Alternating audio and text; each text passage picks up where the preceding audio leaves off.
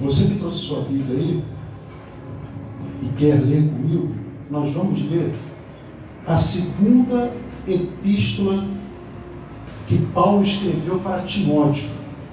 Timóteo foi um discípulo dele, pastor de uma igreja, e Paulo escreve 2 cartas para ele. Nós vamos ler a segunda epístola. Então nós vamos ler 2 Timóteo capítulo 4, do versículo 1 até o versículo 5. E o tema dessa mensagem aqui é: aproveitem todas as oportunidades para pregar o Evangelho. Aproveite. Se Deus tem te dado a oportunidade de pregar o Evangelho, abra a tua boca e seja boca de Deus para quem está te ouvindo. Aproveita a oportunidade, porque Deus vai te dar a palavra e Deus vai te abençoar. Então vamos lá. Nós vamos ler do capítulo 4, versículo 1 ao 5. Conjuro-te perante Deus e Cristo Jesus, que há de julgar vivos e mortos, pela sua manifestação e pelo seu reino. Agora olha só. Prega a palavra. Prega a palavra. Insta, quer seja oportuno, quer não. Corrige, repreende, exorta com toda a longanimidade e doutrina, pois haverá tempo em que não suportarão a sã doutrina. Leia-se e entenda-se Bíblia. Pelo contrário, cercar-se-ão de mestres, segundo as suas próprias cobiças, como que sentindo coceira nos ouvidos, se recusarão a dar ouvidos à verdade, entregando-se às fábulas. Tu, porém quem? Ele está escrevendo para Timóteo. Tu, porém, sê sóbrio em todas as coisas, suporta as aflições. Quer dizer, o cristão passa por aflição. Essa pregação triunfalista de que crente não sofre, não passa por aflição, e isso é a maior mentira que eu já vi. Sofre e suporta as aflições, faz o trabalho de um evangelista e cumpre cabalmente o teu ministério. Vamos parar aqui no versículo 5. Essa aqui é a segunda carta de Paulo a Timóteo, irmãos. E essa segunda carta de Paulo a Timóteo, ela pode ser considerada como as últimas palavras do apóstolo Paulo. Ela pode ser considerada como as palavras finais de um homem que está prestes a morrer. E no caso aqui, o apóstolo Paulo, ele está prestes a morrer. E o que acontece? Quando alguém está para morrer, está prestes a morrer, todos os que estão ao lado dessa pessoa querem ouvir as suas últimas palavras, querem ouvir os seus conselhos, querem ouvir os seus encorajamentos, querem ouvir as suas bênçãos finais. É isso que acontece quando nós estamos perto de alguém que está para morrer e essa pessoa vai dar as suas últimas palavras. E aqui está Paulo. Aqui está Paulo. Um dos homens mais sábios do mundo, influente e amado na história do cristianismo. Ele está aqui citando suas últimas palavras ao filho na fé amado, chamado Timóteo. E a nós também. Por quê? Porque a carta está aqui. Está aí. Foi preservada. Você está com a carta a Timóteo em suas mãos, aí, dentro da Bíblia. Foi preservada. Né? E hoje, estamos com ela nas nossas mãos, lembrando dos conselhos de Paulo, pois Deus não permitiu que a sua palavra fosse encarcerada. Paulo, pelo contrário, ficou preso em uma prisão de Roma. Paulo ficou preso em uma prisão romana. Ele podia receber ali uma visita. Ele podia receber 2 visitas. Lembra que quando a gente estava orando aqui no começo do culto, eu estava orando falando que, Senhor, tenha misericórdia do ladrão, do assaltante, porque o ladrão, o assaltante, o assassino de hoje, o Senhor pode convertê-lo, tirá-lo da vida de crime e fazer dele um pregador da tua palavra como Paulo. Paulo era um assassino, irmãos. É por isso que eu estava orando daquela forma. Então, Paulo, ao contrário, ele ficou preso em uma prisão romana. Podia receber algumas visitas. E ele estava prestes a enfrentar a morte. Os irmãos, bota a cadeira aqui e senta aqui mais para perto, tá bom? Agora eu vou perguntar uma coisa para vocês. Paulo morreu de alguma doença? Não. Paulo não morreu de nenhuma doença. Porém, a condição de Paulo era de estado terminal. Ele estava prestes a morrer. Pastor André, qual a condenação dele? De Paulo. Vou falar para vocês qual a condenação do apóstolo Paulo. A condenação dele foi ele ser um seguidor de Jesus Cristo. A condenação dele foi porque ele era um propagador das boas novas do Evangelho da paz. Como eu estou aqui hoje propagando para vocês as boas novas do Evangelho. Só que diferente de mim e de vocês que estão aqui hoje no núcleo e de vocês que estão aí na internet, nós estamos livres.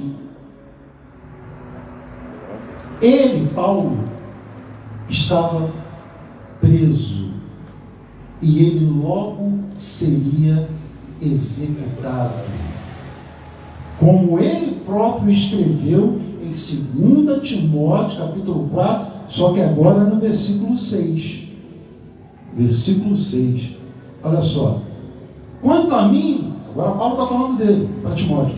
Quanto a mim, estou sendo já oferecido por libação. E o tempo da minha partida é chegado. Isto é, o tempo da minha morte se aproxima. A minha morte, Timóteo, está chegando. Eu estou prestes a ser oferecido como libação. Eu vou morrer por ser um pregador do Evangelho.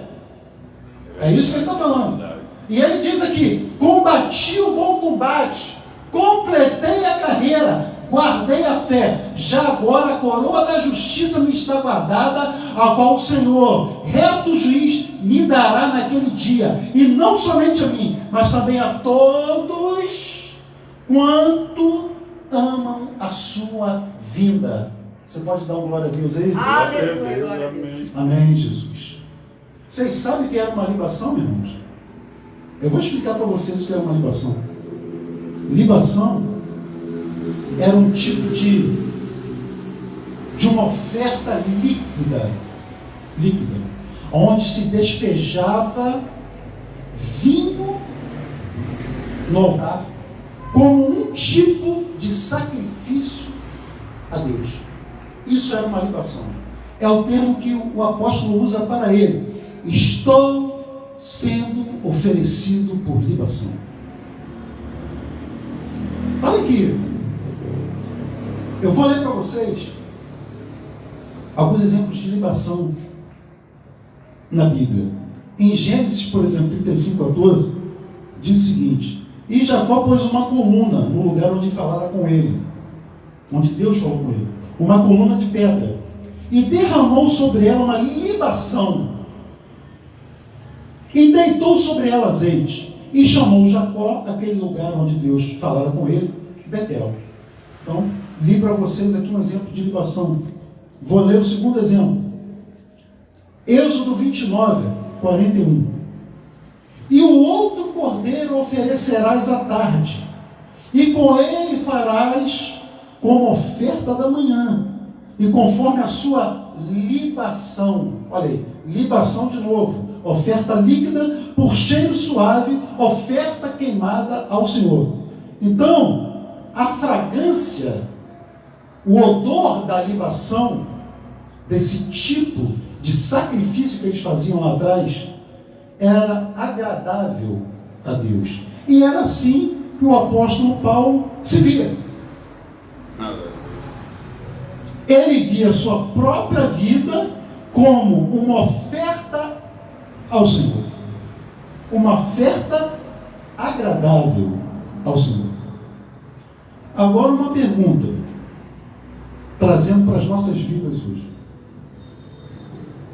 Será que o odor, a fragrância, o cheiro que exala das nossas vidas, das nossas atitudes, do nosso modo de viver, geram felicidade no Pai, no coração de Deus, ou geram tristeza? Isso é você que vai se responder internamente para você mesmo. Será, agora eu vou falar para vocês que mercantilizam a palavra de Deus. Se tem algum mercantilista da palavra de Deus, essa pergunta é para você.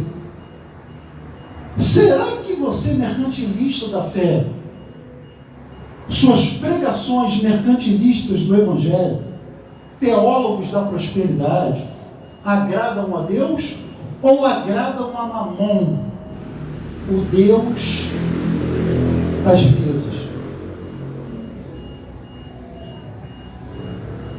Respondam a vocês mesmos.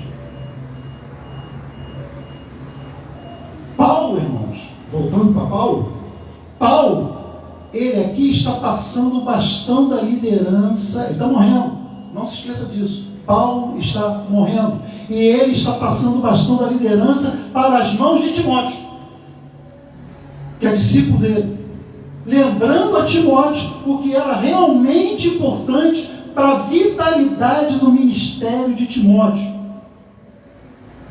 Então nós podemos imaginar Timóteo lendo e relendo, meditando em cada palavra, na última mensagem que recebera do seu mestre, o apóstolo Paulo.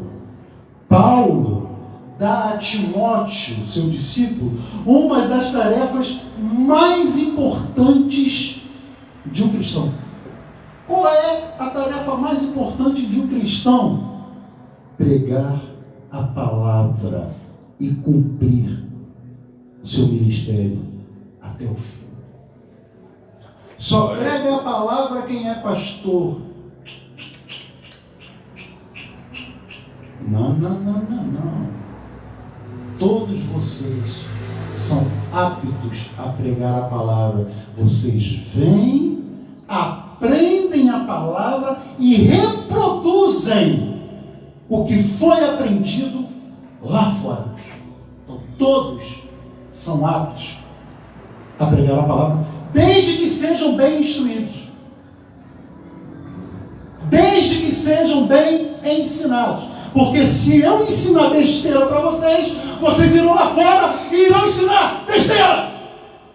Verdade. Então olha a responsabilidade que recai sobre quem ensina a palavra. Todos os que ensinam a palavra, se estão ensinando besteira à igreja, e a igreja vai lá fora e reproduz besteira, vocês serão cobrados por Deus. Deus irá cobrar de vocês o falso ensino que o ensina a ela. E de mim, o que Deus irá cobrar? De mim Deus não vai cobrar nada. porque eu ensino certo. Glória a Deus. Podem ficar tranquilos. Eu sempre vou ensinar o que é correto para vocês. Ainda que não me traga lucro, mas eu sempre vou ensinar o que é correto. Então, nós temos que cumprir o nosso ministério. Vocês sabem que um dos motivos pelo qual o Evangelho de Cristo se espalhou por todo o mundo foi porque homens como Paulo, homens como Timóteo, foram fiéis à sua missão de pregação do Evangelho de Jesus Cristo. É por isso que nós estamos aqui hoje. Se hoje eu estou aqui pregando para vocês, é porque os seus escritos, os pergaminhos, não ficaram presos com Paulo numa prisão fétida romana. Não ficaram. Antes, esses pergaminhos, esses escritos, se difundiram no mundo inteiro e continuarão a ser difundidos. Por quê? Porque ninguém tem o poder de prender, de aprisionar a palavra de Deus. Ninguém tem esse poder de aprisionar a palavra de Deus. Paulo estava preso, mas a palavra que Paulo pregava não estava presa, estava livre. Paulo estava preso. Paulo seria morto, mas sua pregação, sua mensagem, sua fé e o trabalho eficaz de Timóteo nos permite que no ano de 2024 pregarmos o mesmo evangelho que eles pregavam. Eu não sei se vocês já repararam nisso, mas as paredes e os solos úmidos da cela romana que Paulo estava não foram capazes de apagar as sagradas letras. Não foram. Que sagradas letras são essas, pastor? São essas aqui que eu vou ler aqui agora. 2 Timóteo 4,11. Olha só. Só Lucas está comigo, Timóteo. Toma Marcos, traze-o contigo, porque me é muito útil para o ministério. Também enviei Tíquico a Éfeso. Quando vieres, traze a capa que deixei em Troade, em casa de Carpo, e os livros, principalmente os pergaminhos. Paulo está falando disso aqui, ó. Traz os pergaminhos. Pastor, por que Deus não permitiu que os pergaminhos, os livros, as cartas de Paulo não desaparecessem? Por que Deus não permitiu isso? Deus não permitiu que desaparecesse porque a inspiração desses livros aqui, desses escritos, foram do próprio Deus. Homens santos falaram e escreveram, divinamente inspirados pelo Espírito Santo de Deus, como bem escreveu o apóstolo Pedro em sua segunda epístola, no capítulo 1, a partir do verso 20, que eu vou ler para vocês aqui agora, sabendo primeiramente isto: nenhuma profecia da Escritura é de particular interpretação, porque a profecia nunca foi produzida por vontade de homem algum. Olha só, hein? Mas os homens santos de Deus falaram inspirados pelo Espírito Santo de Deus. Aleluia. Agora deixa eu fazer uma pergunta para vocês. Principalmente vocês da internet. Talvez vocês tenham gurus espirituais. Talvez vocês sigam líderes espirituais, tenham gurus espirituais em suas vidas. Deixa eu fazer uma pergunta para você. O teu guru espiritual, ele fala, ele ensina, inspirado pelo Espírito Santo de Deus ou pelos espíritos, no plural? Outra pergunta: esses espíritos testificam que Jesus veio em carne a este mundo? Ou não? Esses espíritos testificam que Jesus veio somente em espírito para este mundo? Esses espíritos, que muitos têm como gurus, reconhecem que Jesus e o Pai eram um, ou negam estes ensinamentos do próprio Cristo, que sempre falou: eu e o Pai somos um? Isto é, esses espíritos negam sua divindade? Então vamos lá. Vamos ler aqui 2 João 1.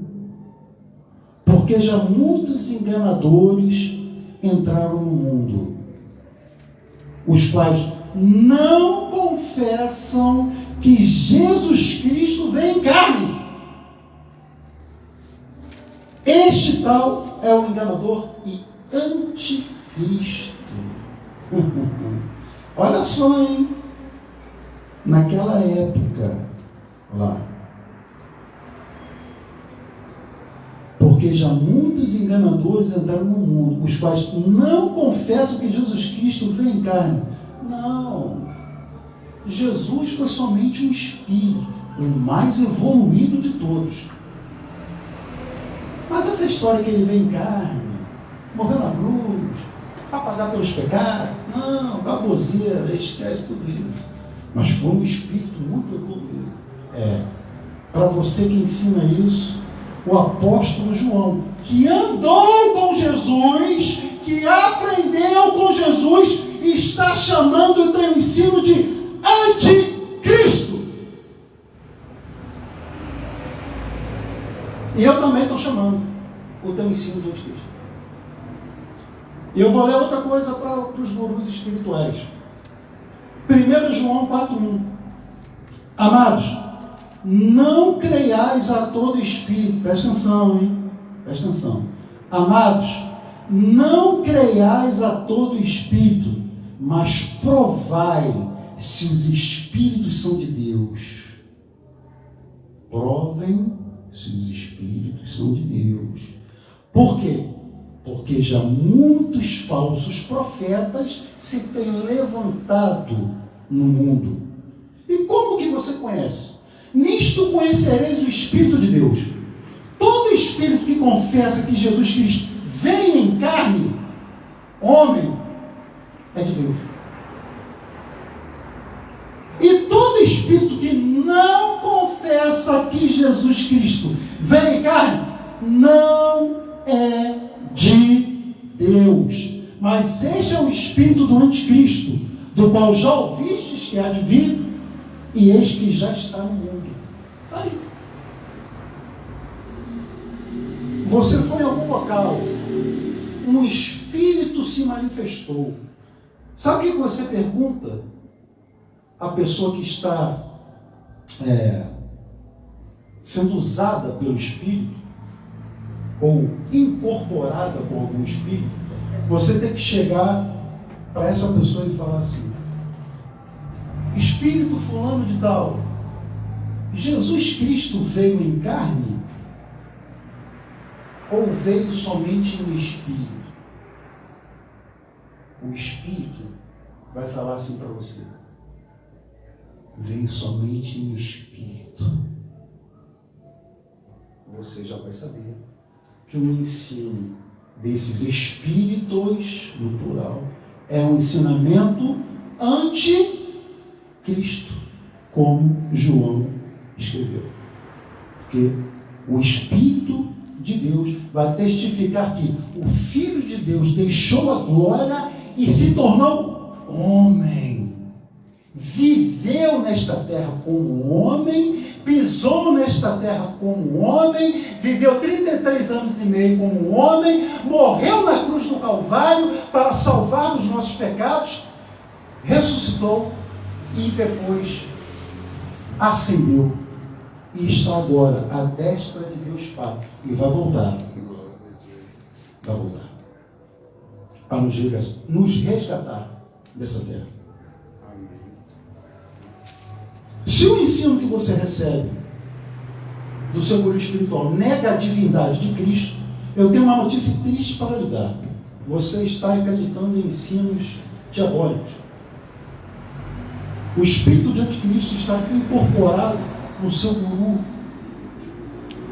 E vocês juntos, você e seu guru, se não se arrependerem, e eu oro para que vocês se arrependam, vocês irão juntos para a perdição eterna. Então tenham cuidado.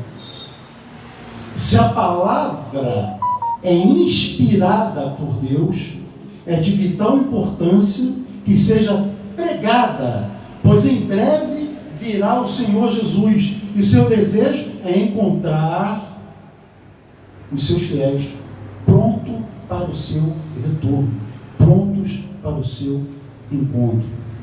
Portanto, vocês como igreja precisam divulgar a palavra que vocês têm recebido. Em certas ocasiões, pode parecer inconveniente defender a Cristo ou falar sobre o seu amor às pessoas. Contudo, eu quero afirmar que pregar a palavra de Deus é a sua responsabilidade de cristão, como participante da igreja de Cristo aqui nessa terra. Se você vai nos locais, tem oportunidade de falar do amor de Deus e você não fala, você está errando. Você tem que falar. Você ouve tantas coisas. As pessoas chegam até você e falam de tudo quanto é assunto. E você ouve. Mas será que na hora de você abrir tua boca para falar do Evangelho, você não pode abrir? Claro que você pode. Então aproveitem todas as oportunidades que Deus lhes concede para o quê? Para pregar o Evangelho com toda a intrepidez, com toda a ousadia, movidos pelo poder do Espírito Santo de Deus. Fazendo assim, você abrirá a sua boca e você será a boca de Deus para muitas pessoas neste tempo, neste mundo. Muitos irão te ridicularizar? Sim, muitos irão te ridicularizar. Porém, também, muitos crerão no que você irá dizer. Então, não tem problema. Deixa as pessoas que não creem te ridicularizar, não tem problema. Mas muitos vão crer no que você irá dizer. Pois a fé vem pelo ouvir da palavra de Deus. Então, estejam prontos para servirem a Deus em qualquer situação, irmãos. Se vocês conhecem alguém que está enfermo, eu conheço alguém que está enfermo, está doente, ofereça-se para ir lá e orar por essa pessoa. Vá lá e ore por essa pessoa. Por quê? Pois a oração da fé, vocês têm fé, a oração da fé tem o poder de curar a enfermidade. A Bíblia diz isso. Conhece alguém que está com problemas psíquicos, problemas espirituais, alguém que tem vontade de tirar a própria vida? Ofereça-se para ir lá até essa pessoa, orar por ela, ajudar ela. Nós sabemos que a nossa luta não é contra a carne e não é contra o sangue, não é contra a pessoa, e sim contra principados, potestades, dominadores nos lugares celestiais. Vá com fé, deixa Deus te usar pelo poder do Espírito de Deus para libertar pessoas que têm sido prisioneiros do inimigo. Deixa Deus te usar. Vá e faça a obra de Deus sem nenhum impedimento. Amém? Amém. Para terminar, eu vou ler aqui para vocês o capítulo 28 de Atos. Atos capítulo 28, versículo 28. Seja-vos, pois, notório que esta salvação de Deus é enviada aos gentios, e eles as ouvirão. E havendo ele dito estas palavras, partiram os judeus, tendo entre si grande contenda. E Paulo ficou 2 anos inteiros na sua própria habitação que alugara, e recebia todos quantos vinham vê-lo, pregando o reino de Deus e ensinando com toda a liberdade as coisas pertencentes ao Senhor Jesus Cristo, sem impedimento algum. A minha oração para vocês que estão aqui hoje no núcleo e para vocês que estão aí vendo na internet, e que não haja nenhum impedimento em vossas vidas para que vocês preguem o que vocês têm aprendido. Preguem a palavra de Deus. A palavra de Deus que vocês aprendem não pode também ficar encarcerada dentro do teu coração, não. A palavra de Deus também não pode ficar encarcerada dentro da tua mente.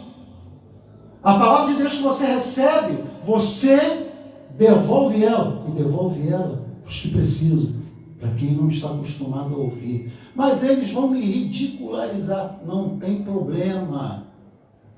Cristo foi cuspido na cara. Cristo foi esbofeteado. Cristo foi chamado de Beuzebu. Cristo foi chamado de principal dos demônios. E ele não ligava para nada disso. Ele ia e fazia a vontade do Pai. Nós temos que ser igual a Cristo. Fazer a vontade do Pai sem impedimento algum. Ah, vão te chamar de fanático. Não tem problema. Quando te chamam de fanático, Deus te chama de fiel. Ah, ali vai ele, mais um fanático. Para o mundo você é um fanático. Eles não têm o Espírito Santo de Deus. Então, para eles, é fácil te avaliar erradamente. Eles te avaliam assim porque eles não têm o Espírito de Deus. Porque se eles tivessem o Espírito Santo de Deus, eles falariam: ali vai mais um pregador do Evangelho salvar vidas. Então, não se importem com o mundo. Esse mundo não serve para me avaliar, não. E nem avaliar vocês.